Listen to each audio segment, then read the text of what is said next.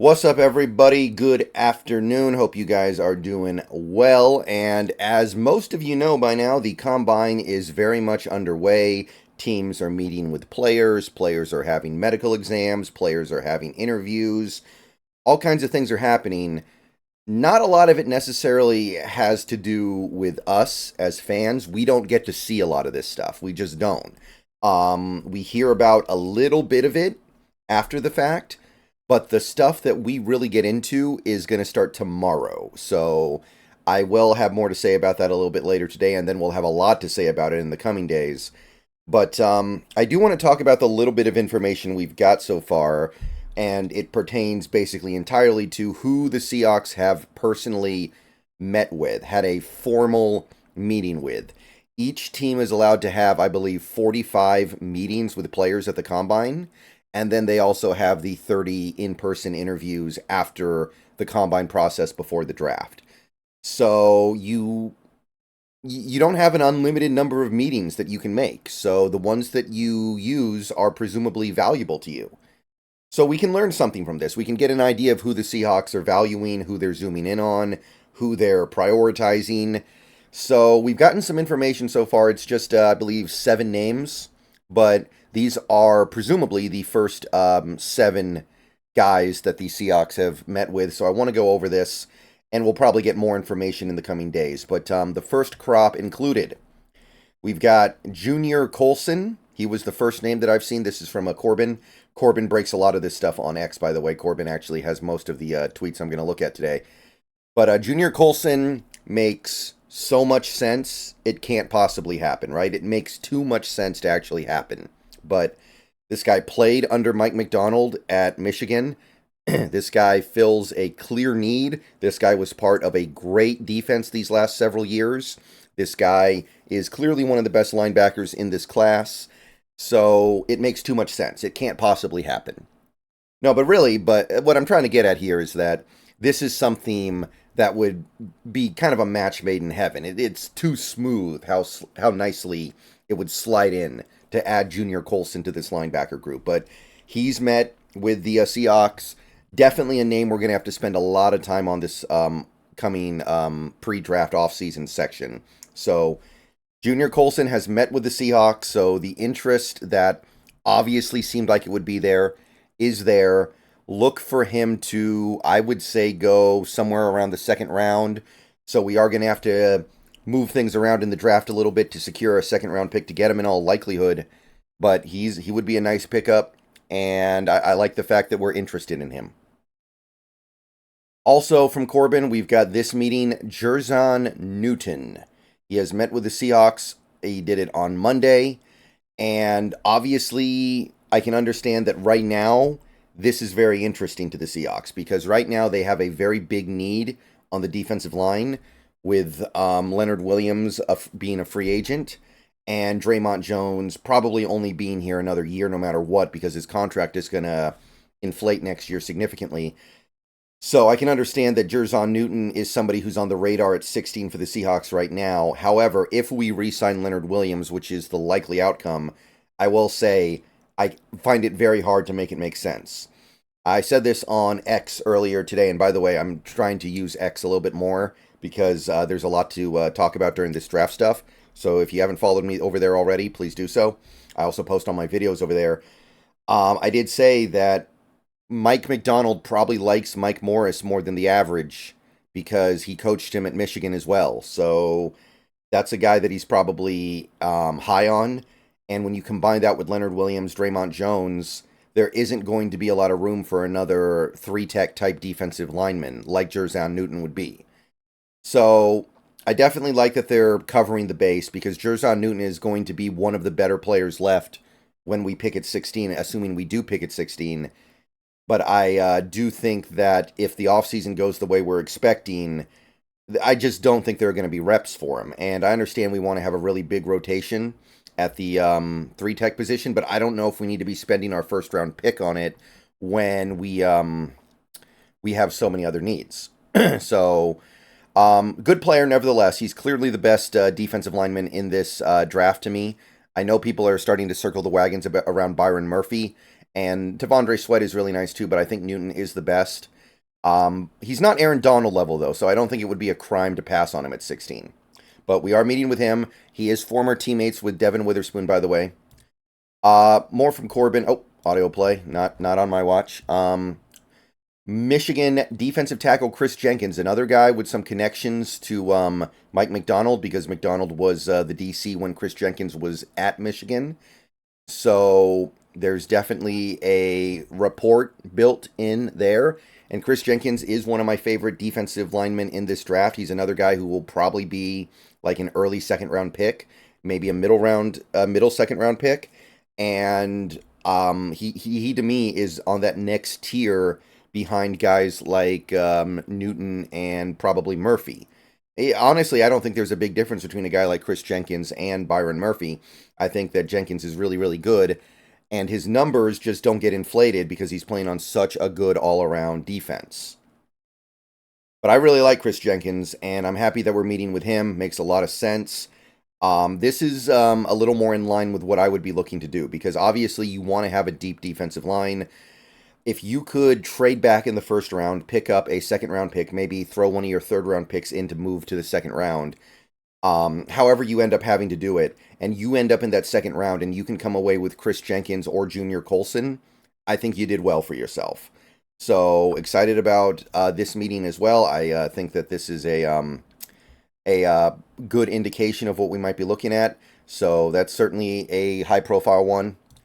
And we also got this from Corbin, Dallas Turner. Now, I understand that in people's minds, our edge room is set, and I mostly agree with that. But edge is a position where I feel like you can just keep adding on, and you're not going to see diminishing returns for a while. And I also think that there is room for a potential belief that Derek Hall is not going to be the guy. I do think that there is some room for a belief that Derek Hall, he just looked too lost as a rookie. And I'm not in that camp, but I do think that there is a defensible point of view that is, we can't count on Derek Hall to be anything more than a edge number 4 on a good defense, on a good team.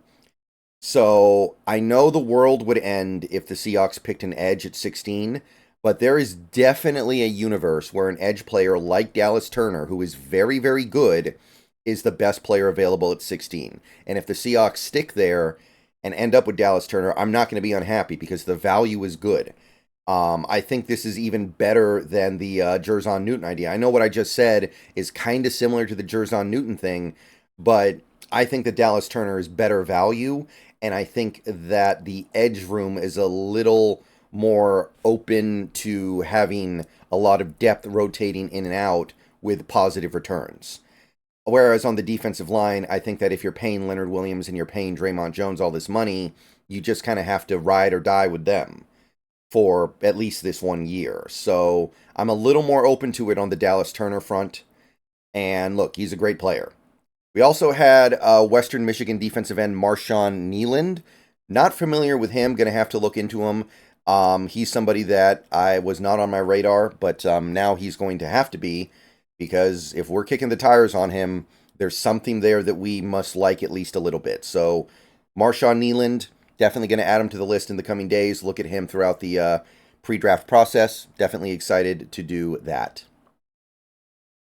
Also, Rap Sheet. Ian Rappaport comes in with the report on Jaden Daniels. Now, Jaden Daniels is not going to be there at 16. Let me be very clear about that. And the fact that so many teams are meeting with him is indicative of that. Bears, Commanders, Vikings, Jets, Giants, Patriots, Raiders, Saints, Seahawks. Every team on that list has a pick in the first round higher than the Seahawks pick, except for the Saints. So I want to be very clear about that. We're probably just doing our due diligence here, because we don't have enough capital for a trade-up, I don't think. We don't even have our second-round pick this year. So I don't know how we could trade up. And it's not the John Schneider way to give up a bunch of future first-round picks in a trade-up. That's just not the way he does things. So to me, this is just kind of a, oh, let's go check him out. Let's see what he does. By the way, I'm not the world's biggest Jaden Daniels fan. There are things that I like, of course, and I do think he'll probably be good, but he's another one of these guys who does not use the middle of the field well, which I don't think jives well with the way the NFL is headed. So I will admit to being a little bit bearish on the idea of him as a top 5 pick. I liked him a lot more when he was going to be like a mid first round pick or even a top 15 pick, but a top 5 pick. I'm not really feeling that as much, but we did meet with him, and so did the whole rest of the world, I guess. So that's certainly a high profile one, and it's going to at least raise a little bit of speculation, but I'm saying it right now. If Jaden Daniels falls past I'm going to say pick 8, it will be a miracle. It will be beyond a miracle. And I just don't see it happening. Drake May is the guy who could fall in this draft, and I don't think Drake May is going to fall. So I don't see it. But I guess it will fuel a little bit of speculation for a monster trade up, which, I mean, if it's for Jaden Daniels, I'm going to be hard-pressed to circle the wagons around that one. I'm just going to say it. A couple more meetings were Bralen Trice, a guy that we in Washington are very familiar with, and I'm going to say the same thing.